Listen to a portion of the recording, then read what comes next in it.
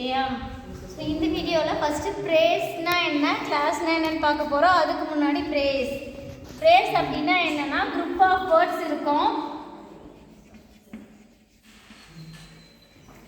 Subject verb ஃபார்மில் இருக்காது. ஒரு நார்மல் சென்டென்ஸ்னால் எப்படி இருக்கும், சப்ஜெக்ட்டு அடுத்தது வேர்பு இருக்கும். ஆனால் ப்ரேஸ் எப்படின்னா குரூப் ஆஃப் வேர்ட்ஸ் இருக்கும், ஆனால் சப்ஜெக்ட் வேர்பு ஃபார்மில் இருக்காது.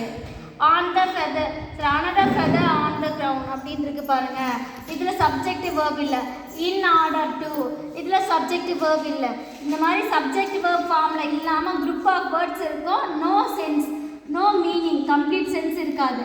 இந்த மாதிரி இருந்ததுன்னா அதுக்கு பேர் என்ன அப்படின்னா phrase. Group of words has no subject verb form, that is called praise. There is no complete meaning in the sentence, in the group of words. அது praise.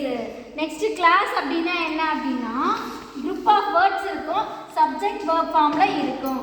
For example, Ram played. இங்கே ரெண்டே word தான் இருக்குது. Ram blade. Ram அப்படிங்கிறது யார், இந்த ஆக்ஷனை blade அப்படிங்கிற வேலையை செய்கிறாங்க. அப்போ இவங்க சப்ஜெக்டு, ஆக்ஷன் வேர்டு, வேர்பு. ரெண்டு வேர்டு மட்டும் இருந்தாலுமே என்ன ஃபார்மில் இருக்குது, சப்ஜெக்ட் வேர்ப் ஃபார்மில் இருக்குது. ஸோ அப்போ இந்த மாதிரி சப்ஜெக்ட் வேர்ப் ஃபார்மில் இருந்தால் அதுக்கு பேர் என்னது, கிளாஸு. சப்ஜெக்ட் வேர்ப் ஃபார்மில் இல்லைன்னா ப்ரேஸு, சப்ஜெக்ட் வேர்ப் ஃபார்மில் இருந்தால் அது கிளாஸு.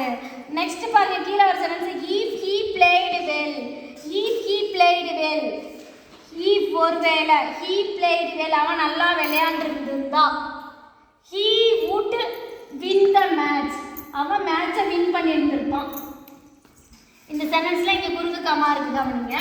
அவன் நல்லா விளையாண்டுருந்தா, இந்த இடத்துல சென்டென்ஸு விளையாண்டுருந்தா ஒரு கொஷின் மார்க் இருக்குது, மீனிங் ஃபுல்லாக கொடுக்கல.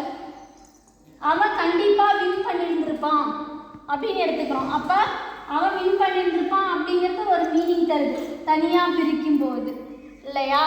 அப்போ அவன் நல்லா விளையாண்டுருந்தா, இந்த இடத்துல இந்த சென்டென்ஸ் இருந்துட்டு இந்த சென்டென்ஸ் வந்தால் தான் அடுத்த சென்டென்ஸ் அவன் வின் பண்ணியிருந்திருப்பான் அப்படின்றது வந்தால் தான் மீனிங் கொடுக்குது. அப்போ இன்னொரு சென்டென்ஸோட ஹெல்ப்பில் ஃபங்க்ஷன் ஆகுது அப்படின்னா அது சபார்டினேட் கிளாஸு.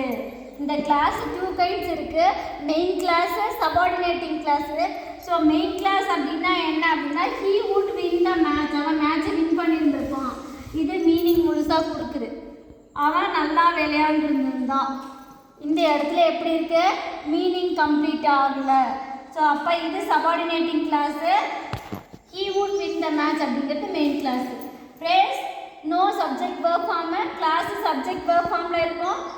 மெயின் வேர்போட ஃபங்க்ஷனோட ஹெல்ப்பில் மீனிங் கொடுத்ததுன்னா அது சபார்டினேட்டிங் கிளாஸு. தனியாக இருந்துச்சுன்னா அதுக்கு பேர் மெயின் கிளாஸ். ஓகேவா? ஓகே, நெக்ஸ்ட் டாபிக் பார்க்கலாம்.